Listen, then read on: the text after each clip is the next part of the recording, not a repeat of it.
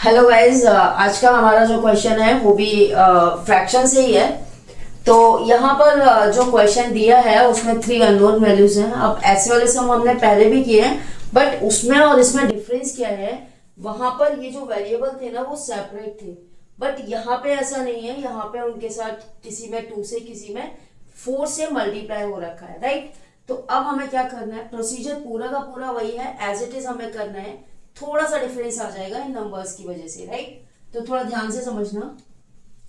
सबसे पहले हमें वही करना है, ये जो 9/26 है ना, तो वो 26 को हम डिवीजन मेथड से एलसीएम जो निकालते, एचसीएफ जो निकालते थे उसी से करना है।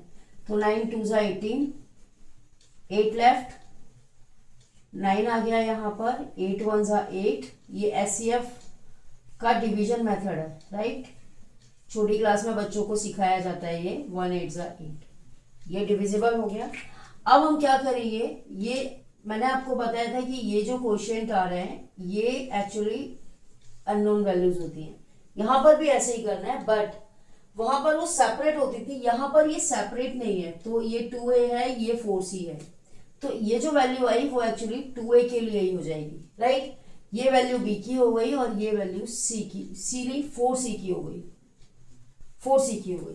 तो सबसे पहले हमें क्या करना पड़ेगा, ए बी सी की सेपरेट वैल्यू फाइंड आउट करनी पड़ेगी, राइट। तो ये देखो 2a इक्वल्स टू कितना है, ये 2, देन a इक्वल्स टू कितना हो गया 1, राइट। और b की वैल्यू तो एज इट इज रहने वाली है 1, और c को हम फाइंड कर लेंगे 4c equals to 8, then c equals to 8/4, 2 आ गया, मीन्स c की वैल्यू हमारी 2 आ गई।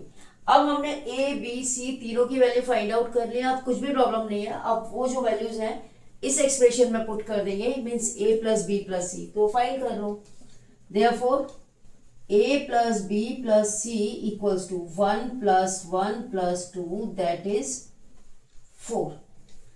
तो 4 हमारा करेक्ट आंसर हो गया। अब हमारा आंसर करेक्ट है या नहीं उसको कैसे चेक करेंगे, तो देखो पहले ऑप्शन में ये आंसर दे रखा है कि नहीं।